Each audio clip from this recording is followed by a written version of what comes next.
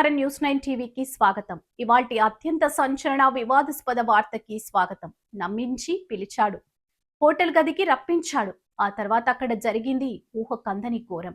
నాగర్పూర్లోని ఓ hotel గదిలో జరిగిన కామాంధుల కీచక పర్వం ఇప్పుడు దేశవ్యాప్తంగా సంచలనంగా మారింది. أعوذ بالله من الشيطان الرجيم أعوذ بالله من الشيطان الرجيم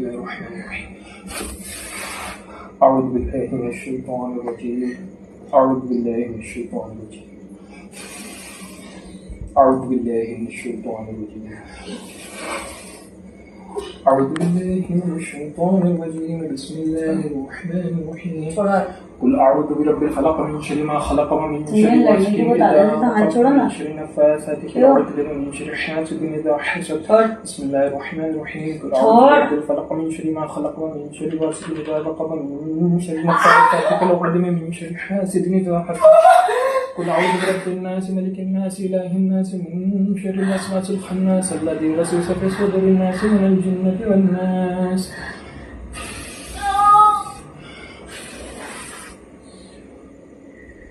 أفحسبتم أنما خلقناكم عبثا وأنكم إلينا ترجعون فتعالى الله الملك الحق لا إله إلا هو رب العرش العظيم ومن يدع مع الله إلها آخر لا برهان له به فإنما حسابه عند ربه إنه لا يفلح الكافرون. ఇది కేవలం ఒక నేరం కాదు, నమ్మక ద్రోహం, క్షుద్ర పూజలు, బలవంతపు మత మార్పిడి, ఆపై అత్యంత హేయమైన అత్యాచారం.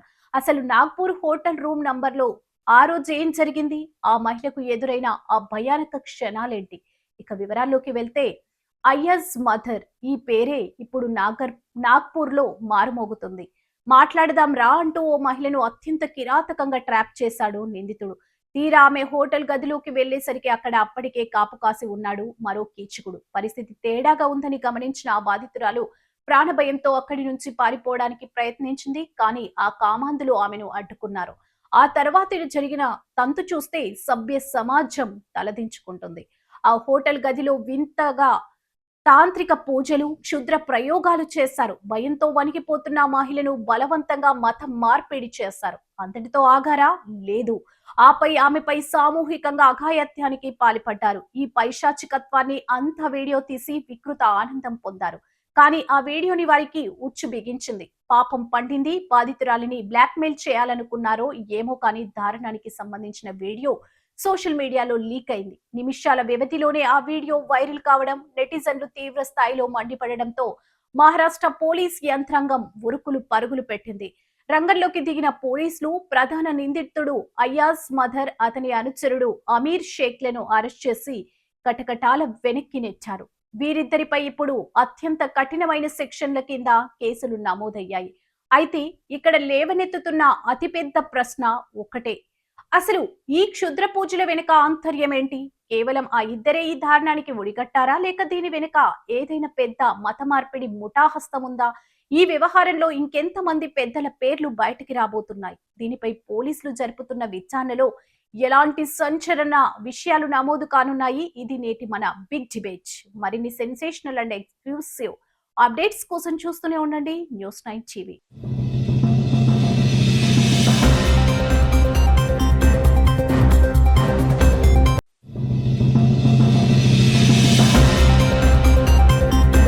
నమస్కారం న్యూస్ 9 టీవీకి స్వాగతం. హైదరాబాద్ మహానగరంలో ఒక్కసారిగా కలకలం రేగింది. కూకట్పల్లి సమీపంలోని మూసాపేట ప్రాంతం అగ్ని కీలలతో వణికిపోయింది. మూసాపేటలోని ఓలా ఎలక్ట్రిక్ వాహనాల గోదాంలో ఊహించని రీతిలో భారీ అగ్ని ప్రమాదం సంభవించింది. క్షణాల వ్యవధిలోనే మంటలు భీకర రూపం దాల్చడంతో ఏకంగా 50కి పైగా ఎలక్ట్రిక్ వాహనాల కళ్ల ముందే కాలిబూడిదయ్యాయి. అసలు అక్కడ ఏం జరుగుతుంది? మంటలు ఎందుకు చెలరేగాయి? గ్రౌండ్ జీరో నుంచి ఎక్స్క్లూజివ్ విజువల్స్ ఎప్పుడు చూద్దాం. చూస్తున్నారుగా, ఆకాశాన్ని తాకుతున్న అగ్ని కీలలు, దట్టంగా కమ్ముకున్న నల్లటి పొగలు. మూసాపేట్లోని ఓలా గోదాం ఒక్కసారిగా అగ్నికుండంగా మారింది. లోపలున్నవి ఎలక్ట్రిక్ వాహనాలు కావడంతో బ్యాటరీలు పేలి మంటలు మరింత ఉగ్ర రూపం దాల్చాయి. భారీ శబ్దాలతో వరుస పేలుళ్లు జరగడంతో చుట్టుపక్కల ప్రజలు ప్రాణ భయంతో పరుగులు తీశారు. గోధన్లో పార్క్ చేసి ఉన్న సుమారు 50 కొత్త ఎలక్ట్రిక్ స్కూటర్లు పూర్తిగా దగ్ధమైనవి. లక్షల రూపాయల ఆస్తి సెకండ్ల వ్యవధిలో బుగ్గిపాలైంది. సమాచారం అందుకున్న వెంటనే అగ్నిమాపక శాఖ అప్రమత్తమైంది. హుటాహుటిన ఘటనా స్థలానికి చేరుకున్న 4 ఫైర్ ఇంజన్లు మంటలను అదుపు చేసేందుకు తీవ్రంగా శ్రమిస్తున్నాయి. షార్ట్ సర్క్యూట్ వల్లే ఈ ప్రమాదం జరిగిందా, లేక ఎలక్ట్రిక్ బ్యాటరీలు ఓవర్ హీట్ అవ్వడం వల్ల జరిగిందా అన్న కోణంలో అధికారులు దర్యాప్తు చేస్తున్నారు. ఇది నిజంగా తీవ్ర కలకలం రేపుతున్న ఘటన. ప్రాణ నష్టం జరగకపోవడంతో అందరూ ఊపిరి పీల్చుకున్నారు. కానీ అగ్నికీలల తీవ్రత చూస్తే మాత్రం ఎవరైనా వణికిపోవాల్సిందే. ప్రస్తుతం ఫైర్ సిబ్బంది ఆపరేషన్ కొనసాగుతుంది. మరిన్ని అప్డేట్స్ కోసం చూస్తూనే ఉండండి న్యూస్9 టీవీ.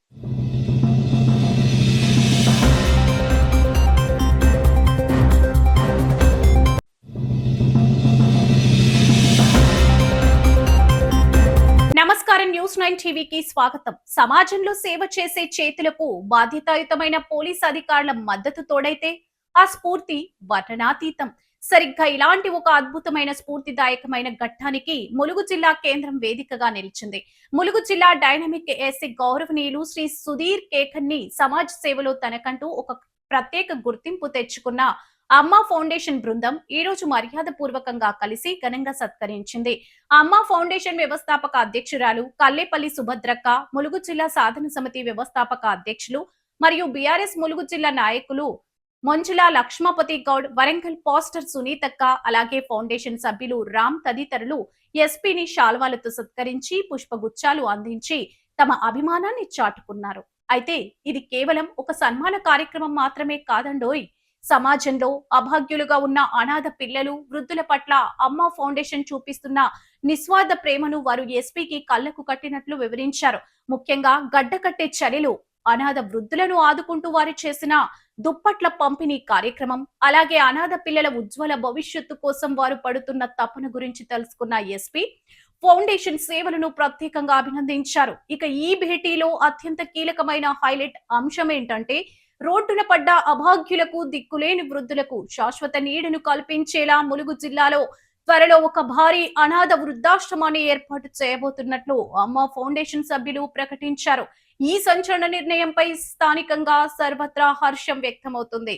నిస్వార్థ సేవే లక్ష్యంగా ముందుకు సాగుతున్న కల్లేపల్లి సుభద్రక్కకి, ముంజుల లక్ష్మపతి గౌడ్ కి మరియు అమ్మా ఫౌండేషన్ సభ్యులందరికీ వారి భవిష్యత్తు ప్రణాళికలు నెరవేరాలని మనం ఆకాంక్షిద్దాం. మరిన్ని ఎక్స్క్లూజివ్ వార్తల కోసం చూస్తూనే ఉండండి న్యూస్9 టీవీ.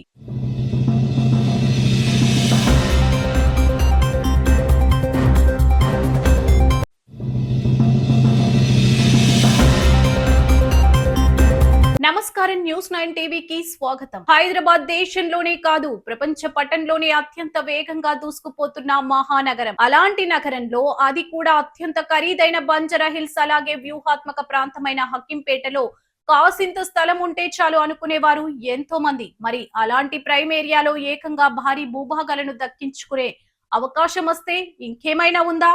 ఇన్వెస్టర్లు ఎగబడరు. సరిగ్గా ఇప్పుడు అదే జరుగుతుంది. హైదరాబాద్ మెట్రోపాలిటన్ డెవలప్మెంట్ అథారిటీ ప్రతిపాదించిన ఈ వేలం ప్రీ బిడ్ సమావేశం రియల్ ఎస్టేట్ వర్గాల్లో ఇప్పుడు హాట్ టాపిక్ గా మారింది.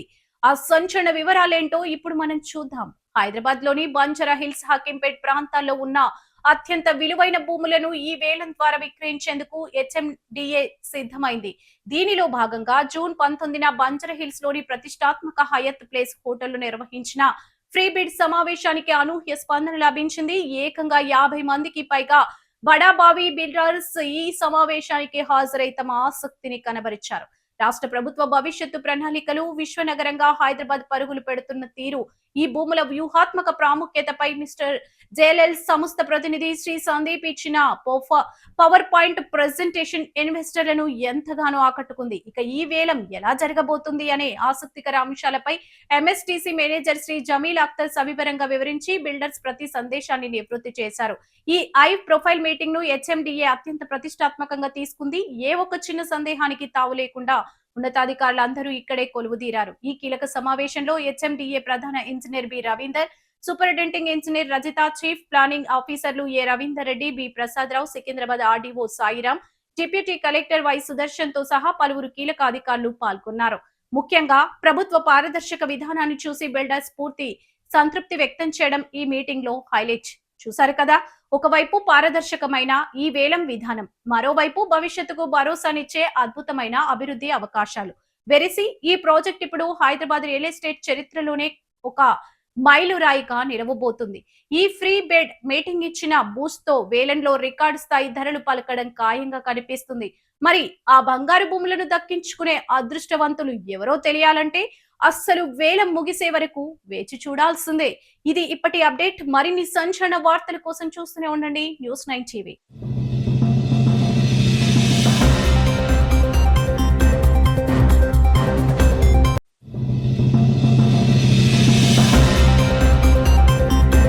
నమస్కారం, News9 టీవీకి స్వాగతం. జమ్మికుంటలో ఇప్పుడు పొలిటికల్ హీట్ బగ్గుమంటుంది.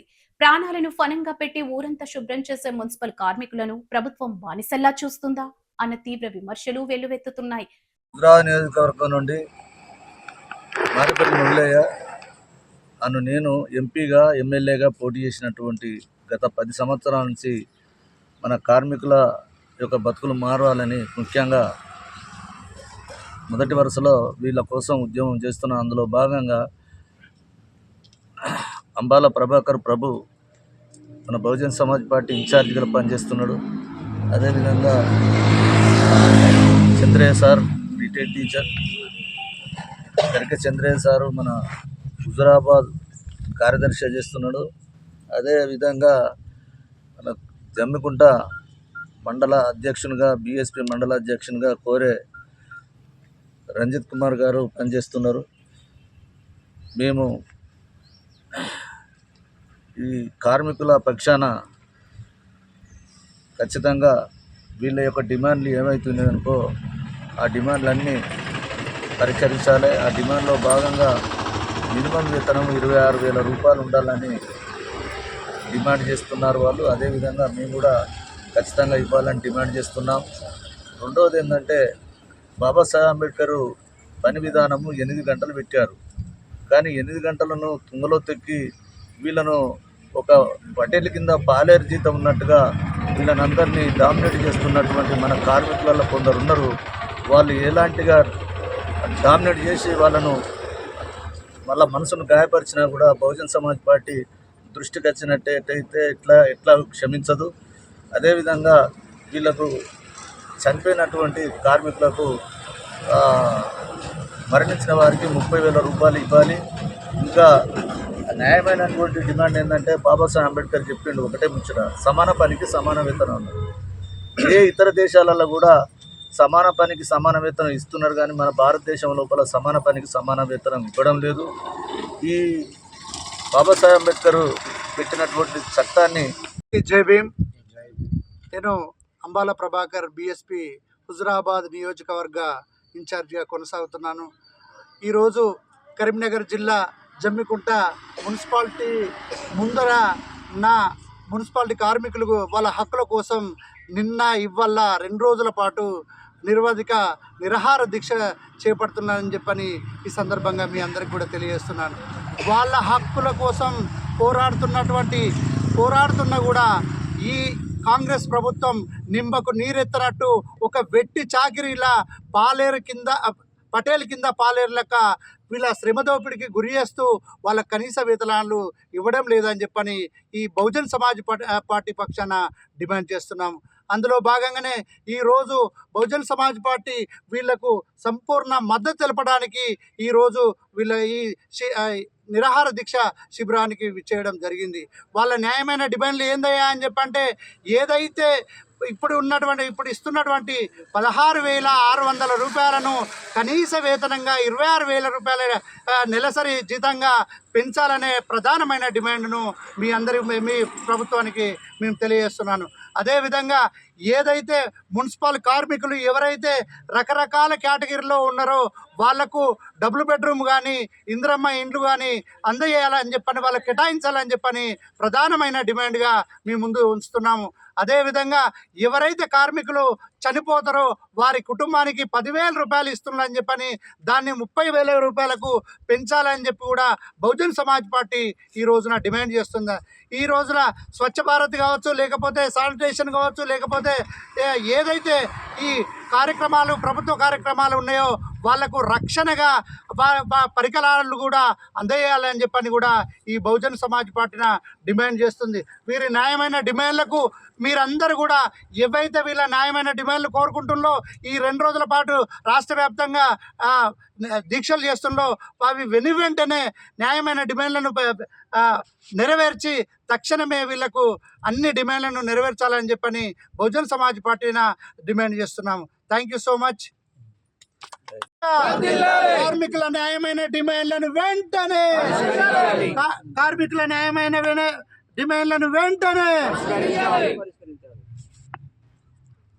కార్మికుల ఐక్యత, కార్మికుల ఐక్యత, కనీస వేతనాలు, సమాన పనికి సమాన వేతనం, సమాన పనికి సమాన వేతనం, సమాన పనికి సమాన వేతనం, సమాన పనికి సమాన వేతనం, కార్మిక సంఘాల ఐక్యత, కార్మిక సంఘాల ఐక్యత. గత 2 రోజులుగా రాష్ట్ర వ్యాప్తంగా కార్మికులు రోడ్డెక్కి రిలే నిరాహారాలు దీక్షలు చేస్తుంటే పాలకులకు చీమ కుట్టినట్టయినా లేదా అని ప్రతిపక్షాలు మండిపడుతున్నాయి.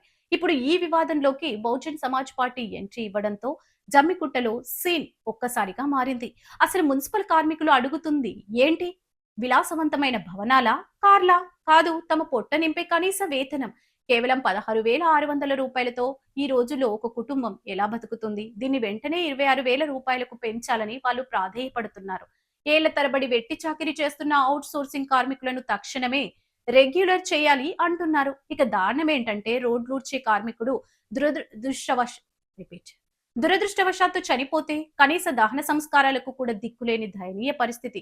అందుకే చనిపోతే 30,000 రూపాయలు ఇవ్వాలని, ప్రతి కార్మికుడికి డబల్ బెడ్రూమ్ లేదా ఇందిరమ్మ ఇల్లు ఇవ్వాలని, 8 గంటలు మాత్రమే పని చేయాలని వారు డిమాండ్ చేస్తున్నారు. ఈ న్యాయమైన డిమాండ్ల సాధన కోసం జరుగుతున్న దీక్షకు BSP Huzurabad in charge Ambala Prabhakar solid support ప్రకటించారు. పాలకుల గుండెల్లో రైళ్లు పరిగెత్తేలా స్ట్రాంగ్ వార్నింగ్ ఇచ్చారు. శానిటరీ కార్మికులకు కనీస రక్షణ వస్తువులు కూడా ఇవ్వలేని దౌర్భాగ్య స్థితిలో మున్సిపల్ శాఖ ఉందా అని ఆయన నిలదీశారు. కార్మికుల డిమాండ్లను తక్షణమే నెరవేర్చకపోతే పరిణామాలు చాలా తీవ్రంగా ఉంటాయని బహుజన్ సమాజ్ పార్టీ ఆధ్వర్యంలో రాష్ట్ర వ్యాప్తంగా మహా ఆందోళనలు చేపడతామని అంబాల ప్రభాకర్ ప్రభుత్వానికి డెడ్ లైన్ విధించారు. ఈ సంచలన కార్యక్రమంలో బీఎస్పీ సీనియర్ నాయకులు మారపల్లి మొగిలయ్య, హుజూరాబాద్ నియోజకవర్గ కార్యదర్శి గరిగే చంద్రయ్య, టౌన్ ప్రెసిడెంట్స్ కోరే రంజిత్, మొలుగురి శ్రీనివాస్, మంద జగన్ తదితరులు పాల్గొని పాలకుల తీరుపై నిప్పులు చెరిగారు. మరి బీఎస్పీ ఇస్తున్న ఈ వార్నింగ్ తోనైనా ప్రభుత్వం దిగి వస్తుందా, లేక కార్మికుల ఉసురు తగిలి మున్సిపల్ శాఖలో మరింత అగ్గి రాజుకుంటుందా? చూస్తూనే ఉండండి News9 టీవీ.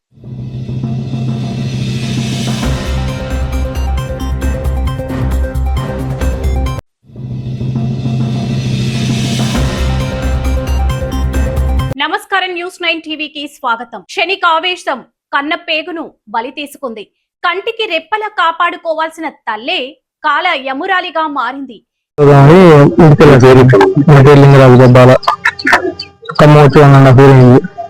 ఇంటికి వెళ్దాం పోదామంటే రాను చికా పోతుంటే 2 days క్రితం నాన్న వచ్చింది, అమ్మాయి నుంచి రమ్మని చెప్పిండు. ఫస్ట్ అని చెప్పింది రేపు ఈ రోజు ఇంటికి వెళ్ళాలి. వచ్చేసరికి ఇట్లా చేసింది, నాకు పక్కన చెప్పలేదు. ఎలకలు తీసుకొని పిల్లగారు చనిపోయాక నేను పోస్ట్ మార్టం చేపిస్తాను బెదిరిస్తే నేను పేస్ట్ తీసుకుని వాళ్ళ తమ్ముడు చెప్పింది. అప్పుడు చెప్పలేదు. అప్పుడు చెప్తే నాకు బాబుని కాపాడుకుని ఇంటికి మా ఇంటికి రానని చెప్పి దూరాలపై నేను రానని చెప్పి కమ్మాలని ఉంటానని చెప్పి గొడవ 7 years 8 years అవుతుంది. First class 4th class. First joining గొడవ వాళ్ళ డాడీ వచ్చింది, మొత్తం మాట్లాడిపోయింది. ఇంటికి ఏమో చెప్పిన అమ్మాయి సరిపోతా అని చెప్పి మా నాన్న బాగుంది ఈ 5 years తీసుకుని చెప్పుకుంటే నాకేం చెప్పదు. పిల్లవాళ్ళు కింద కాడి కూడా పిల్లవాళ్ళు కానీ వాళ్ళు చెప్తున్నాను పిల్లవాళ్ళకి కింద వాండోళ్ళు నన్ను ఎక్సైజ్ కొడుతుందని చెప్పి ఇప్పుడు చెప్తారు. వాళ్ళు వచ్చి కింద దిగొద్దు తినండి అని కొట్టినండి పిల్లవాళ్ళని. పిల్లలు కింద పక్కన చెప్తుంటే వాళ్ళకి తెలిసింది. నాకు కూడా ఇంటికి వచ్చినా కూడా నాకు చెప్పలేదు. నాకు పిల్లగారు చనిపోయినాక కూడా చెప్పలేదు. లాస్ట్కి నేను రిపోర్ట్లు చూపిస్తానంటే వాళ్ళ నాన్న పోయి చెప్పింది నేను బాగుంది చెప్తున్నాను.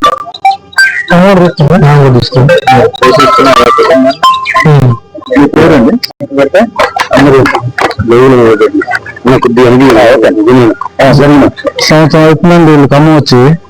చదివించుకుంటే పిల్లగాలంటే చదివించుకుంటే మరి ఊరు చెప్పండి. మా ఊరు గుర్రాలపోయండి బొబ్బలేరండి బాలబాతులు మంచిగా సంవత్సరం అయింది కమ్ము వచ్చారు బతకం లేదా మేము చెప్తున్నాం బతకైతే పిల్లగాలు చదివించుకుని చదివించుకోండి అన్నాం. అయితే సంవత్సరం అయినాక వెళ్ళటాలేదు నేను మరి అంటే మా ఇంటికాడ నుంచి పాలు పంపిస్తున్నాం బియ్యం పంపిస్తున్నాం నన్ను కూడా గాలంలో పాలు చేసినా కూడా అడుక్కుంటారు కూడా మా అబ్బాయి అడుక్కున్నా ఏం బాగలేదు మేము కూడా ఏం మాట్లాడాలి ఇటు జరిగింది ఇప్పుడు ఇద్దరు పిల్లగాలకు బండి పెట్టి సరే మీకు వెళ్ళటాలేదు కదా ఇంటికి రాదా అని చెప్పినాం ఇంటికి రానంటున్నమాట ఎట్లా కిరాయి ఆయనకు వచ్చి 10,000 సెల్ పాయింట్ లో ఉంటాడు ఇప్పుడు ఆ సెల్ పాయింట్ కూడా నువ్వు వెళ్ళకొస్తున్నావు ఆయన కూడా పీకేసింది సెల్ పాయింట్ నుంచి పీకేసినాక మీరు వెళ్ళటాలేదు కానీ మరి తర్వాత చూసుకుంది కిరాయిలు కనుక ఎత్తనగా 10,000 దాకా పిల్లల సౌకర్యం కనుక మరి నేనే పెట్టుకుంటా అండి మరి సంగతి మరి మనకు మాత్రం ఎదుగుద్దాం మా 3 ఎకరాల భూమి బాగా రేట్లు 10 ఓట్లు అమ్ముకొని పెట్టుకుంటే అది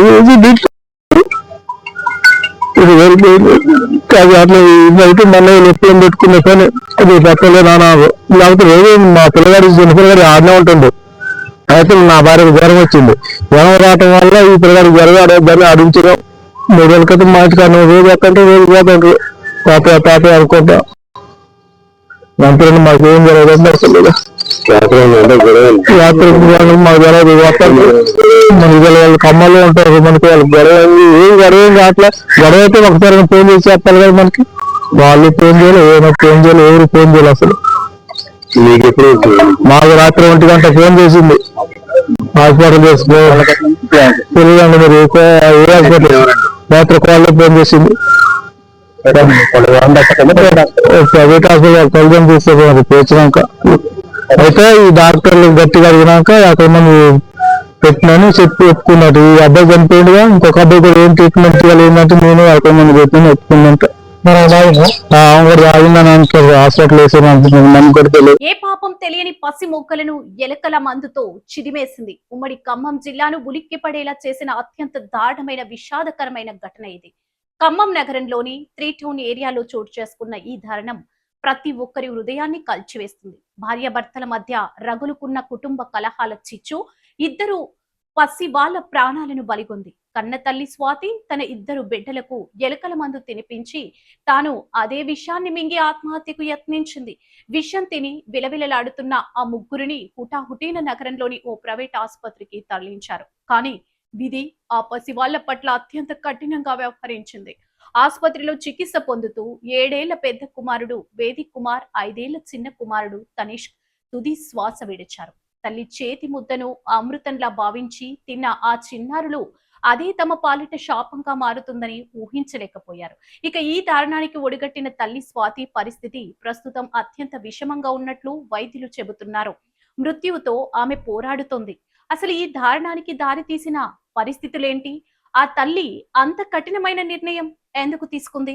స్థానికులు చెబుతున్న సమాచారం ప్రకారం గుర్రాలపాడుకు చెందిన లింగరాజు స్వాతి దంపతుల మధ్య గత కొంతకాలంగా తీవ్ర స్థాయిలో కుటుంబ కలహాలు జరుగుతున్నాయి. రోజు ఇంట్లో ఈ గొడవలు పడలేక ఈ మధ్యనే వారు ఖమ్మం 3 టౌన్ ఏరియాకి మఖం మార్చారు. అయితే కుటుంబం పెద్దలు రంగంలోకి దిగి ఇద్దరికి సర్ది చెప్పారు. ఇలా వేరుగా ఉండటం సరికాదు, తిరిగి గుర్రాలపాడు వెళ్ళండి అని నచ్చజెప్పారు. పెద్దల సూచనలతో తిరిగి సొంతూరు గుర్రాలపాడు వెళ్లేందుకు ఈ రోజు షిఫ్ట్ అవ్వాల్సి ఉంది అని సర్దుకున్న తర్వాత నిన్న సాయంత్రం ఏమైందో ఏమో గాని స్వాతిలో ఒక్కసారిగా ఆవేశం కట్టలు తెంచుకుంది. క్షణిక వర్షంలో ఎలుకల మందు డబ్బా చేతిలోకి తీసుకుంది. 2 బిడ్డలకు తినిపించి తాను తిని ఈ ఘోరానికి పాల్పడింది. కారణాలు ఏవైనా భార్యాభర్తల గొడవల్లో 2 పసివాళ్ళు ఏం పాపం చేశారు? ఆ లోకాన్ని పూర్తిగా చూడకముందే కళ్ళు మూసిన ఆ చిన్నారుల మృతదేహాలను చూసి స్థానికులు కన్నీరు మున్నీరుగా విలపిస్తున్నారు. మరి స్వాతి ప్రాణాలతో బయటపడుతుందా? పోలీసుల విచారణలో ఇంకేం నిజాలు బయటపడనున్నాయి? మరిన్ని వివరాలు మా క్రైమ్ రిపోర్టర్ గ్రౌండ్ జీరో నుంచి అందిస్తారు. Stay tune. మరిన్ని అప్డేట్స్ కోసం చూస్తూనే ఉండండి News9 TV.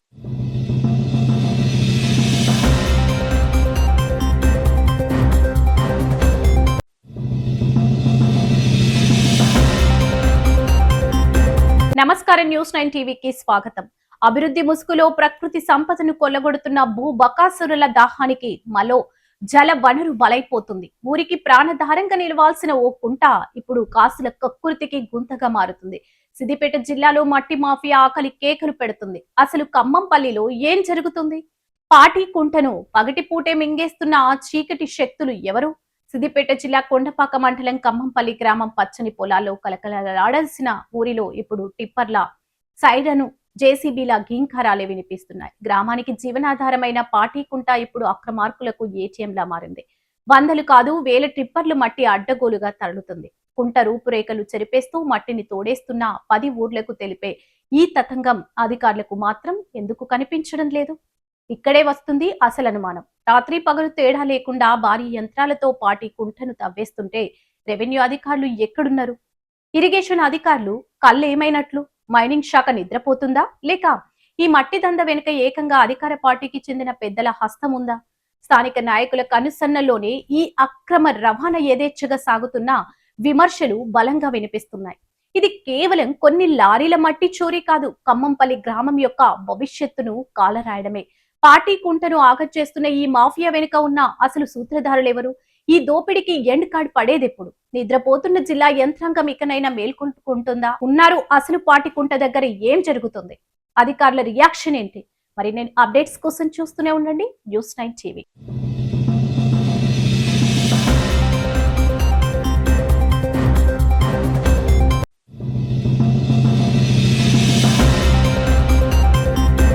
నమస్కారం, న్యూస్9 టీవీకి స్వాగతం. ఇది వార్తల సమయం. ముందుగా ఈ రోజు రాష్ట్ర వ్యాప్తంగా కలకలం రేపుతున్న ఒక సంచలన వార్త. సేవా ముసుగులో జరుగుతున్న రాజకీయ క్రీడకు పసి పిల్లలు పావులుగా మారుతున్నారా? అవుననే అంటున్నాయి నాగర్ కర్నూలు జిల్లా కల్వకుర్తి మండలం రఘుపతిపేట నుంచి వస్తున్న దృశ్యాలు. ఉచిత వైద్య శిబిరం వినడానికి ఎంతో పవిత్రంగా అనిపించే ఈ పదం వెనుక ఇప్పుడు రాజకీయ నాయకుల ఓటు బ్యాంక్ బాగోతం దాగుందా? ముందుగా రఘుపతిపేట సర్పంచ్ గారు, ఉప సర్పంచ్ గారు మరియు వేదిక అలంకరించిన పెద్దలు మరియు ఈ రఘుపతిపేట గ్రామానికి మా యొక్క విజయ్ ఇందిరా చిల్డ్రన్స్ హాస్పిటల్ నుంచి ప్రత్యేకంగా ధన్యవాదాలు తెలియజేసుకుంటున్నాం. ఈరోజు మీ గ్రామంలో మేము విజయ్ ఇందిరా చిల్డ్రన్స్ హాస్పిటల్ ఉచిత కార్యక్రమం నిర్వహించడం జరుగుతుంది.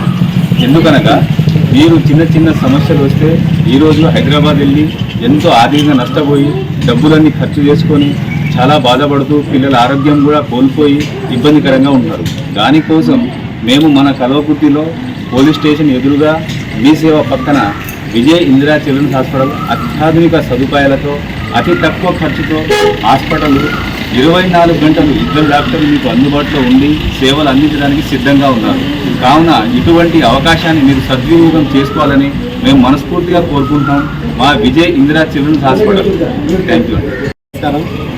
ఇక్కడ విజయ ఇందిరా చిన్నపిల్లల ఆసుపత్రి వాళ్ళు ఇక్కడ ఫ్రీ క్యాంప్ నిర్వహించడం జరిగింది. వారికి కృతజ్ఞతలు తెలుపుకుంటున్నాము. మా గ్రామానికి వెళ్ళి వీళ్ళు విజయ ఇందిరా పిల్లల ఆసుపత్రి వాళ్ళు ఫ్రీ క్యాంప్ నిర్వహించి పేద పిల్లలకు ఉచితంగా క్యాంపు నిర్వహించి వాళ్ళకు చికిత్స ఇవ్వడం జరుగుతుంది. దీన్ని గ్రామ ప్రజలందరూ వినియోగించాలని కోరుతున్నాము. విజయేంద్ర ఆసుపత్రికి క్యాంపు నిర్వహించడానికి ధన్యవాదాలు తెలుపుతున్నాము. Thank you sir.